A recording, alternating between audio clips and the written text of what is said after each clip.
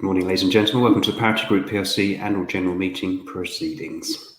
Throughout this presentation, attendees will be in listen-only mode. The company will host a short question and answer session post today's formal proceedings, where questions can be submitted via the Q&A tab situated on the right-hand corner of your screen. Simply type in your question and press send. The company may not be in a position to answer every question received during the meeting itself. However, the company will review all questions submitted today and publish responses where it's appropriate to do so. These will be available via your Investor Meet Company dashboard, and you'll be notified once these are ready for your review. I'd also like to remind you that this presentation is being recorded. I'd now like to hand you over to Mark Broad, Executive Chairman of PARITY Group PLC. Good morning, Mark. Good morning. Thank you, Paul.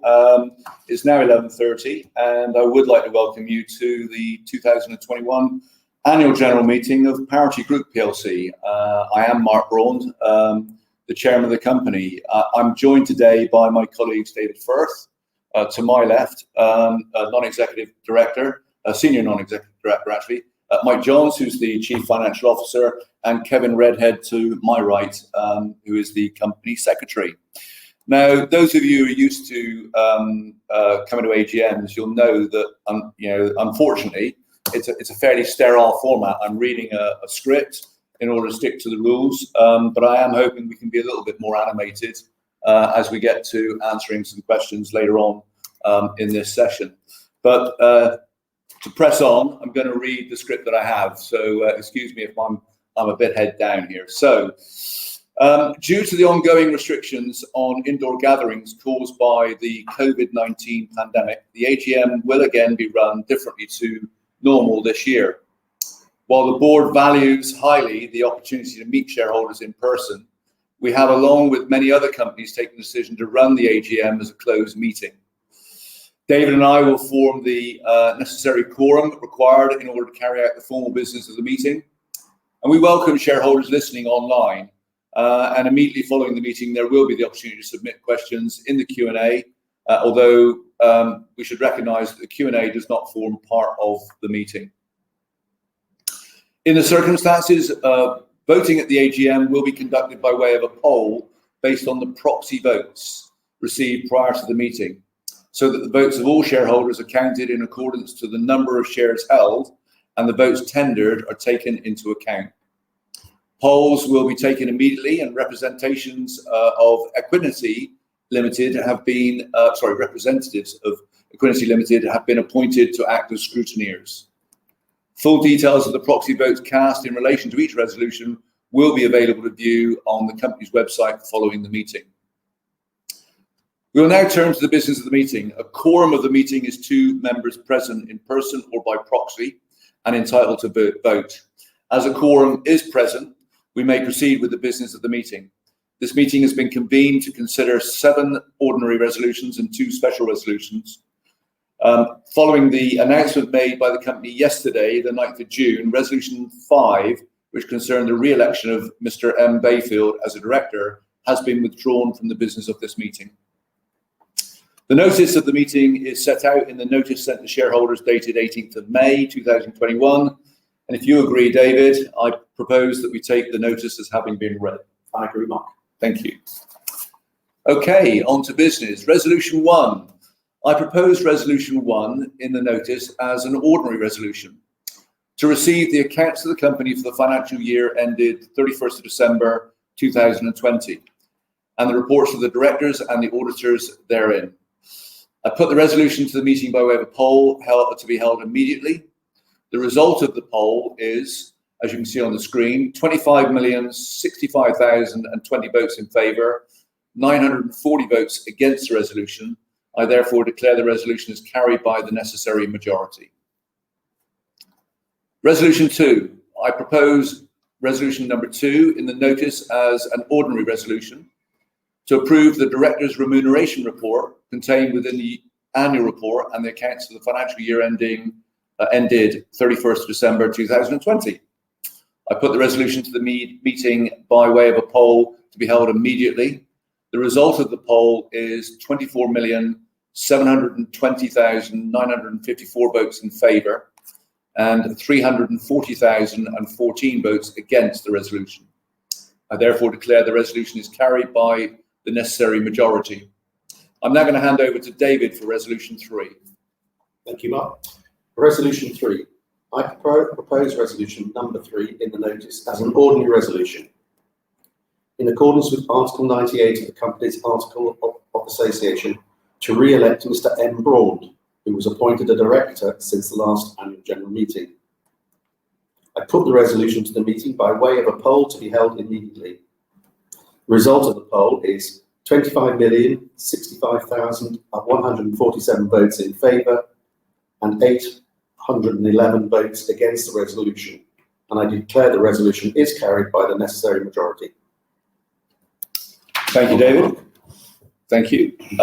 Resolution 4. I propose resolution number 4 in the notice as an ordinary resolution. In accordance with Article 98 of the Company's Articles of Association, to re-elect Mr. M. Johns, who was appointed a director since the last general meeting. I put the resolution to the meeting by way of a poll to be held immediately.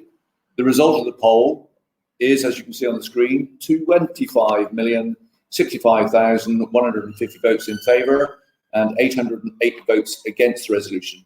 I therefore declare the resolution is carried by the necessary majority. Well done. Resolution 5 has been withdrawn, as I mentioned earlier, so we move straight on to resolution number 6. I propose resolution number 6 in the notice as an ordinary resolution to reappoint Grant Thornton, UK LLP, as auditors of the company from the conclusion of this annual general meeting until the conclusion of the next annual general meeting of the company to be held in 2022. I put the resolution to the meeting by way of a poll to be held immediately. The result of the poll is 25,060,838 votes in favour and 90 votes against the resolution. I therefore declare the resolution is carried by the necessary majority. Resolution 7. I propose resolution number 7 in the notice as an ordinary resolution to authorise the directors to determine the auditor's remuneration. I put the resolution to the meeting by way of a poll to be held immediately. The result of the poll is 25,060,932 votes in favour and 36 votes against the resolution. I therefore declare the resolution is carried by the necessary majority.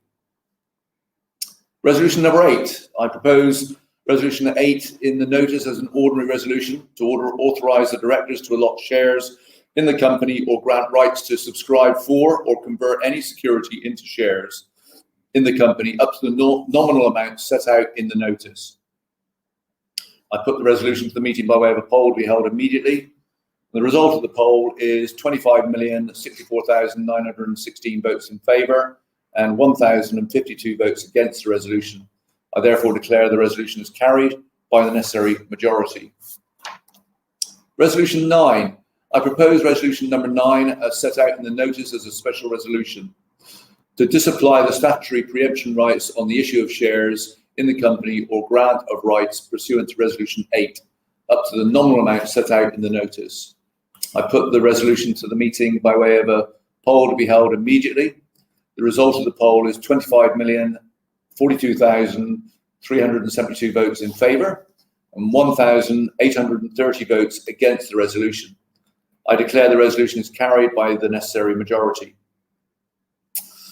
Resolution 10. I propose resolution number 10 as set out in the notice as a special resolution that the company be authorised to make market purchases of its shares in accordance with terms specified in the notice.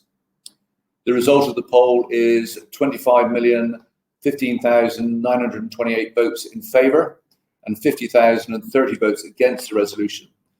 And I declare the resolution is carried by the necessary majority. That concludes today's formal business. I'd like to thank David, Mike and Kevin for their attendance and to thank you as shareholders listening online.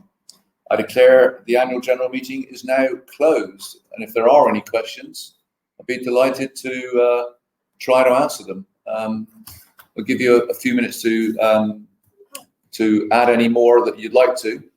At the moment, there are no questions on the board. Just as a reminder to attendees, please just click on the Q&A tab on the right-hand side of the screen, type in your question and press send if you wish to submit one.